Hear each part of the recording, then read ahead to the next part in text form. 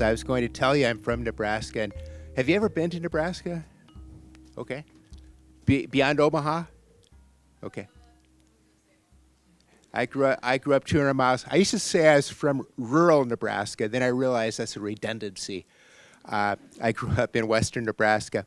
We have a lot of elbow room, a lot of room, and it's a combination of being used to kind of like to moving around and not heeding my mother's admonition to stand still when I was young. So I'll be moving around a little bit during this presentation, but I'll do my best to keep the mic in front of my face. It's a pleasure and honor to be asked to give this presentation. And what I'd like to do, how have I found God working in my life? I'd like to draw upon two related themes, and within each theme, illustrate with two anecdotes. The first theme, and I hope this is of some relevance to you at this point in your life, I want to share with you how I learned discernment and how God, at least in my life, I've learned how to trust something within me as God's Spirit prompting me to go in a certain direction. So, when I was a high school kid, growing up in Holdrege, Nebraska, I was a pretty good athlete. If you'd asked me what I wanted to be when I grew up, I would have said a St. Louis Cardinal. I was a pretty good baseball player. If you ever get to Phelps County, Nebraska, you'll find me in the Sports Hall of Fame. Now, that's not a great distinction, but I did put it first on my CV once I got inducted. It's better than the books. But I was a pretty good player. I realized as I got my senior year, I said I was a pretty good baseball player in Littletown, Nebraska, but it's a small pond, and there's a big sea with a lot of good baseball players. So instead of becoming a Cardinal, I thought about becoming a Padre. Okay, thank you. I know it's a bad joke, but San Diego Padres, another baseball team. No, I wasn't sure what to do. And when it came time to go to college, I took kind of a path of least resistance. I applied to a number of schools, including 2 Jesuit schools. I had never met a Jesuit at that point in my life. But I ended up going to the University of Nebraska in Lincoln, my freshman year of college, 1981. And I went primarily, I had basically a full ride academically, and my parents were paying for 4 kids going through school, and I was number 3. Thought it would help them. I had a brother who was going to school there. I had a number of friends. I loved the sports scene. It was a path. It was far enough away from home to feel like I was getting away from home, but also close enough to get back if I got homesick or needed to have my laundry done better than I was doing on my own. So I went to Nebraska, and I was a math major. And I was always good at math. I liked math.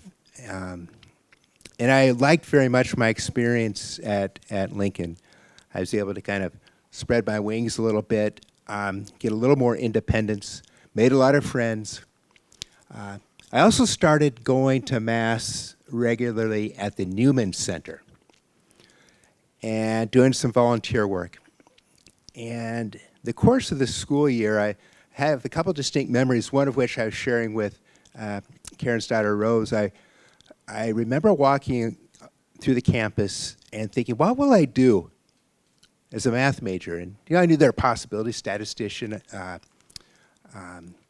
can be, there's a word I'm not coming up with, what do you call the people who, actuarial sciences. But I thought, boy, this doesn't really seem life-inviting to me.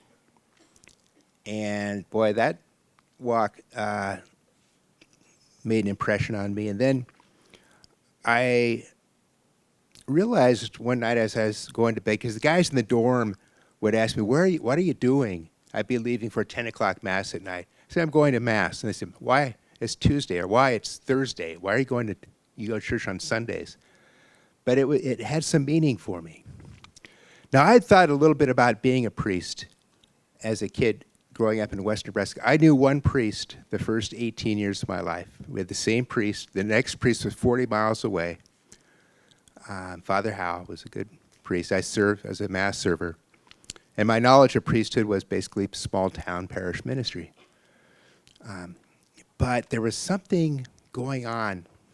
And at one point, I was telling a few people what I was thinking of doing, maybe going to the seminary, joining the chaplain of the Newman Center was also the vocations director of the diocese, which is a pretty shrewd configuration of positions. And I talked to him about this. He said, of course you got to go to the seminary. And I said, well, I don't know if of course.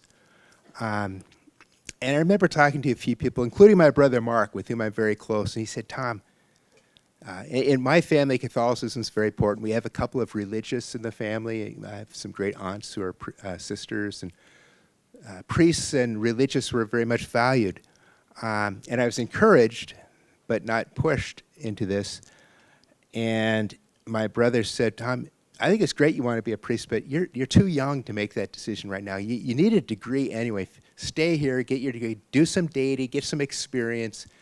He was giving me some pretty good advice, and I got similar advice from others. And I remember one day in April, I took a piece of paper. This is where I later realized I was doing Ignatian discernment before I knew who St. Ignatius was. I took a piece of paper and drew a line right down the middle. And the left-hand column was reasons to stay at Lincoln as a student. And I had a long list.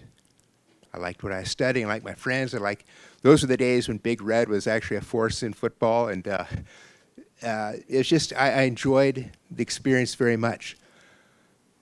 Reasons to leave on the right side. I put down one reason. And I kid you not, 2 words, gut feeling. Gut feeling.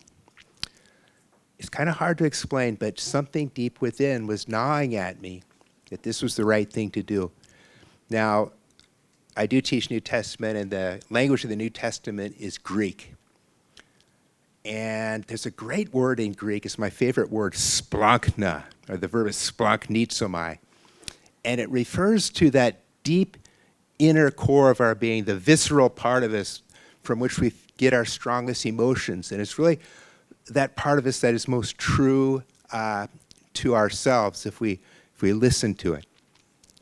And I learned that I was listening to splankna. I left Lincoln and was sent to a seminary in Philadelphia, Pennsylvania. And I never looked back. It was great, except 3 years later. Started having similar dynamics. I was finishing the philosophy training that one has to have before going to theology studies. And I liked my classmates. I was kind of being recognized as somebody who had leadership potential. I was getting all sorts of affirmation. And the city of Philadelphia opened my eyes to a lot of things. First of all, to cheesesteaks and tasty cakes and soft pretzels with mustard. And I learned you can only criticize or make fun of the Phillies or Eagles if you're a Philadelphian. If you're an outsider, don't dare do it. Learned a lot of lessons. But the city opened up my eyes to a lot of things, particularly what it would mean to be a minister in a church. One year I was sent to teach catechism in North Philly at mostly a Puerto Rican Caribbean parish, so a lot of Spanish speaking. I was starting to learn Spanish, poor part of town. And my last year I was sent to West Philly, St. Carthage Parish, which is a predominantly black neighborhood. And I'm going to share with you just a little story I'll never forget. It was in May of 1985.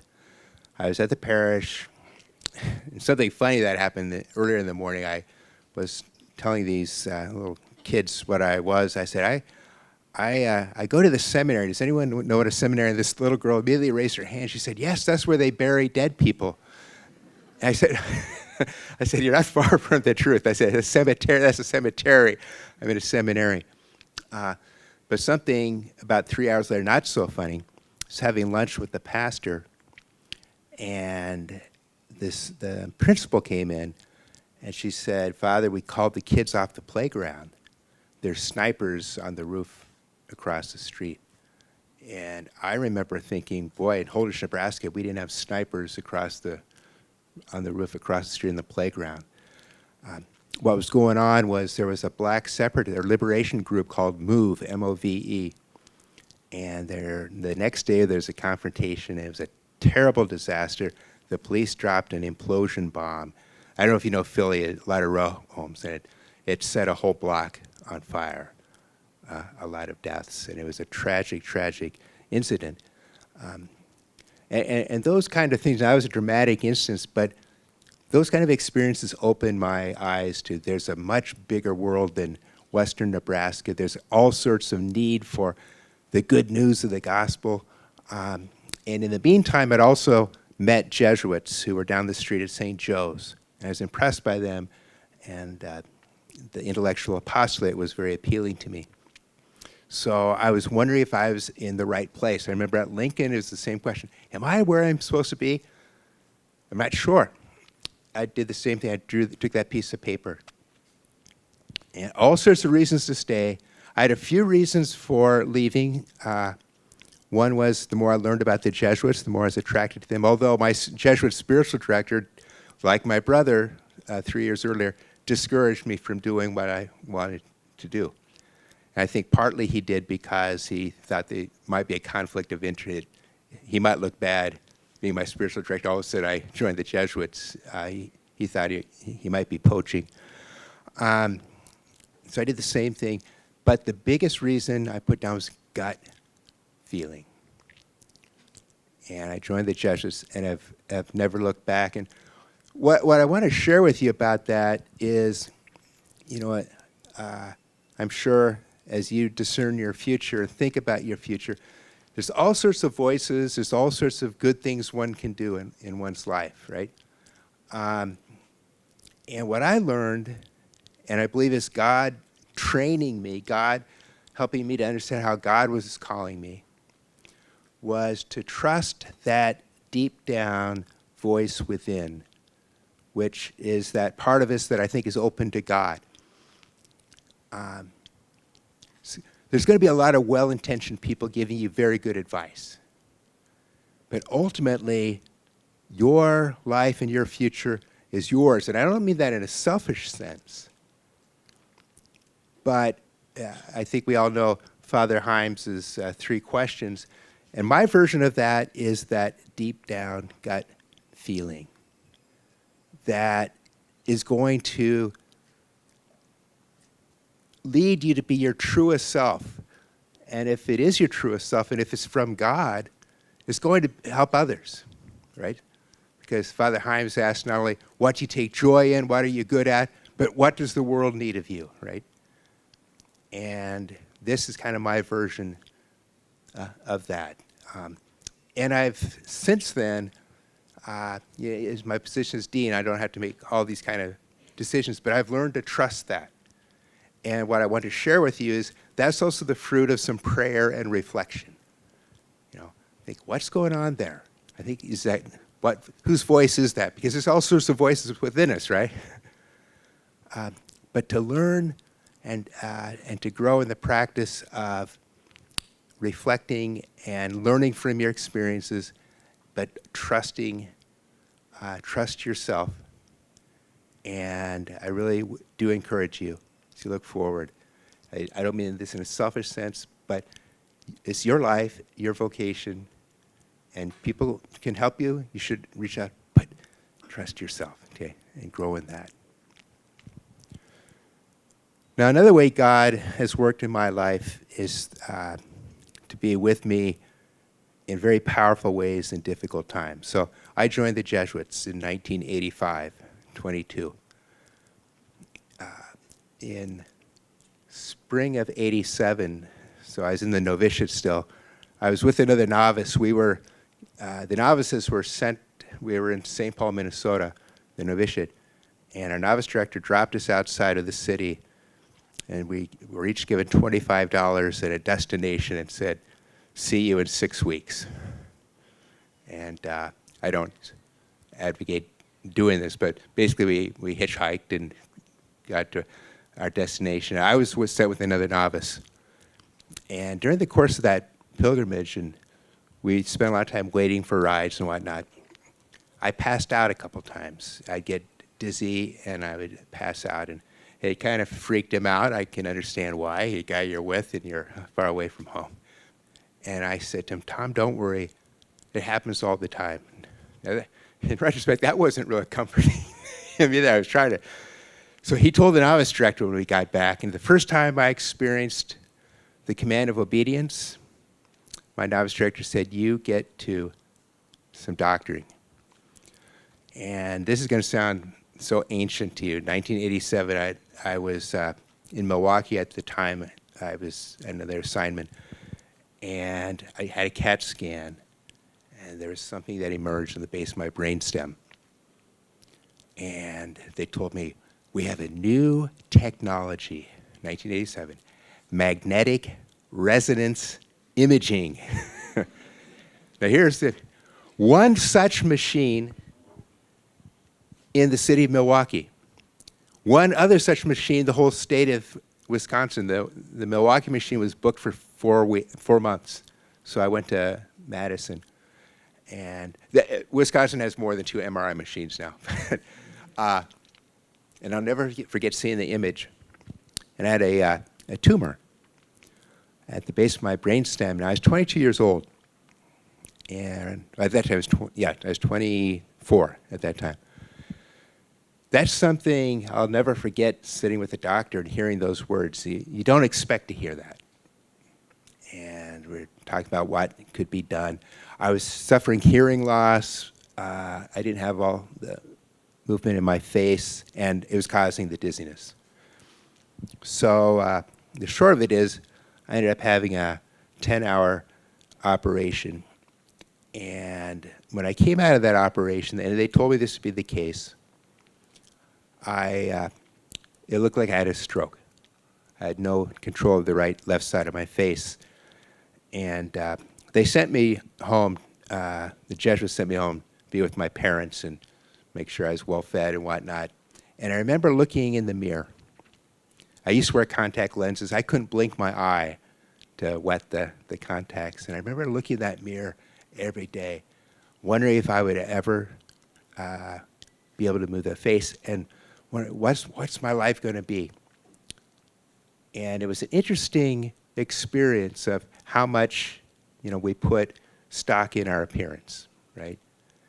And it was a spiritual experience. But through this all, the whole surgery and recovery, I had so many people praying for me, and I had a real sense that this was going to be okay. God had led me this far, and I didn't think he led me this far just to have it end this way. And sure enough, things got a lot better. I was only left with deafness in my left ear. Grateful for the great care I got.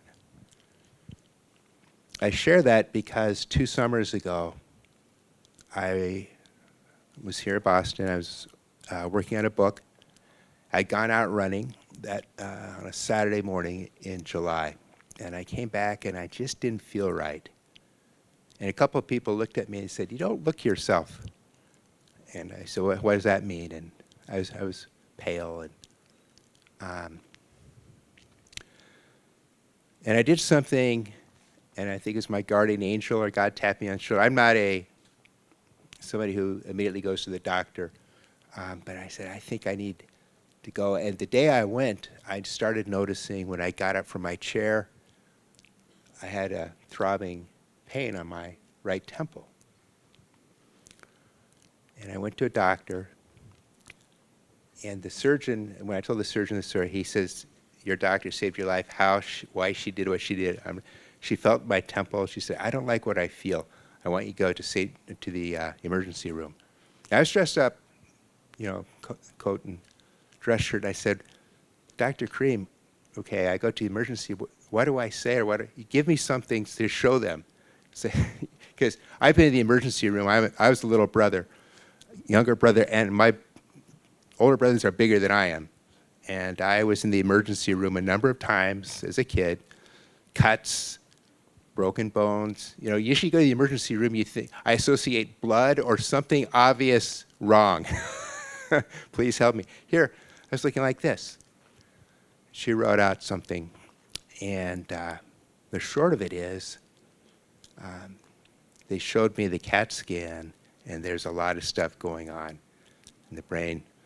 Boston has plenty of MRIs, the MRI, and I found a brain tumor at the base, or at my right frontal lobe. And thanks to the real benefactor, Boston College, a guy named Jack Connors, I got whisked into Brigham and Women's at the best surgical team. And so I had this surgery, and I remember meeting the surgeon who knew I was a professor and priest, and that I taught scripture, and his father was a minister, and we kind of hit it off. And then he told me he's from Chicago, and I said, "Ooh, do you like the Bears?" And he said, "Yeah." And I said, "Well, I'm a Packer guy." I said, "You're not going to hold that. That's not going to influence your way of surgery." He said, "No, no." But that son of a gun, he left me a scar that looks like the C on the Chicago helmet. But that's, I made that as an observation, not a criticism. And I told him something. I said, "You know, Doc, I know I'm going to have this serious surgery." I said, "I've already had a neurosurgery. I know what it's like to wake up in intensive care, stuff, hooked up to stuff you wish you weren't hooked up to, and feeling like somebody just cut your skull, because in fact they had." He kind of looked at me like this, but I felt this very odd sense of calm. A Jesuit once told me, "Tom, Boston is a great city to get sick in." And he's absolutely right. The resources here are tremendous. Had surgery, went for the biopsy, and the surgeon asked a curious question. He said, "In the Catholic Church, how do people become saints?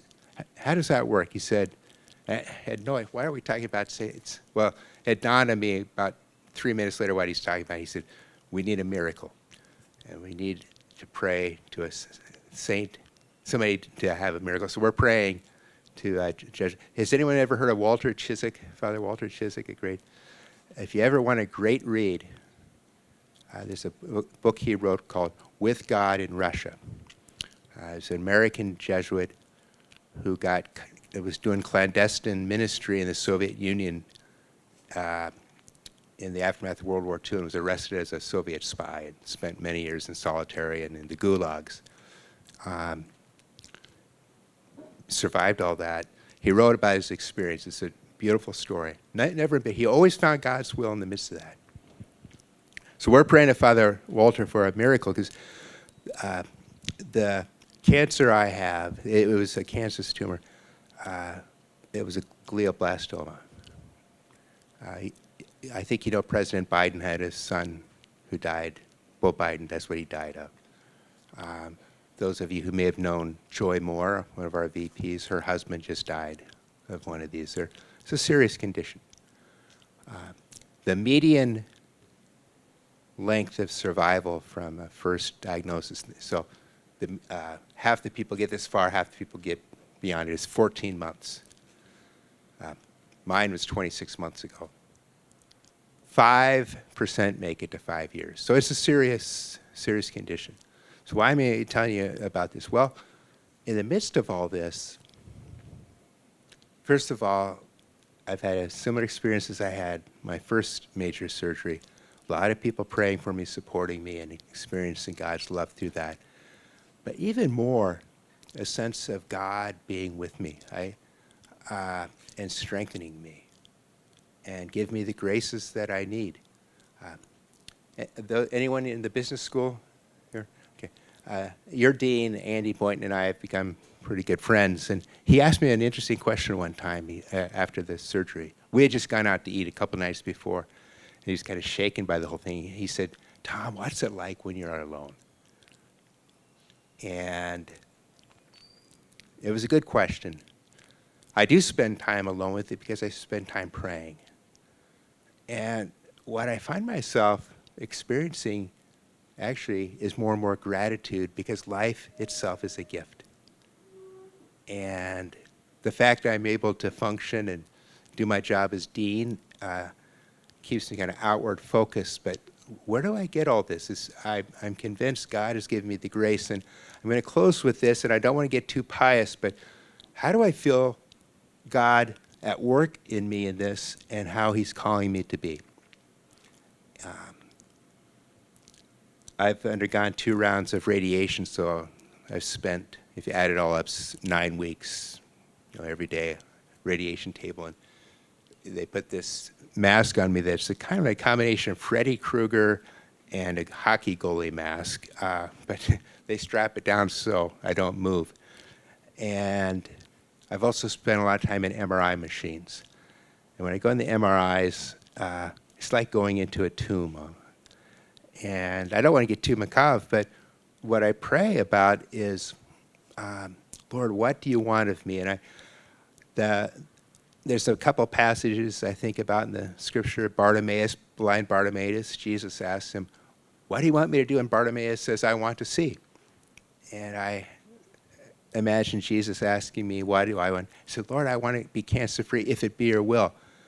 But what I find myself called and wanting to do is to be a faithful witness to 3 things in my life. Faithful witness to Jesus' self-giving love, his incarnational self-giving love. I want to somehow embody that as best I can, because I've experienced that love myself, both my own prayer life and the circumstances that God's blessed me with, a wonderful family, wonderful vocation, wonderful people with whom to work here at Boston College, including Karen, wonderful folks at S.T.M. I've got a lot to be grateful. I want to live out of that love. Secondly, I want to bear witness to what Pope Francis says is the joy of the gospel. I think we bear witness to our faith not by a fake joy, but by focusing on the positive and the good things. And thirdly, I want to bear faithful witness to our hope in the resurrection from the dead. I will be the first to admit, I have found our faith so consoling to me, because I've said this to a number of people. If we didn't believe in the resurrection of Jesus and what we believe in the creed, this would be a tragedy. Here I am kind of in my prime, and who knows how much longer I got.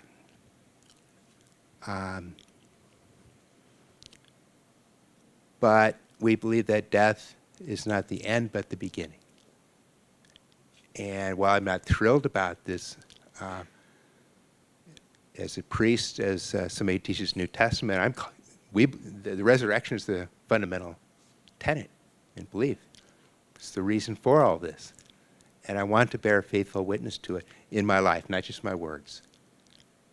And I'm saying this with all sincerity, I'm actually happy to have this opportunity. And that, I think, is God working within me.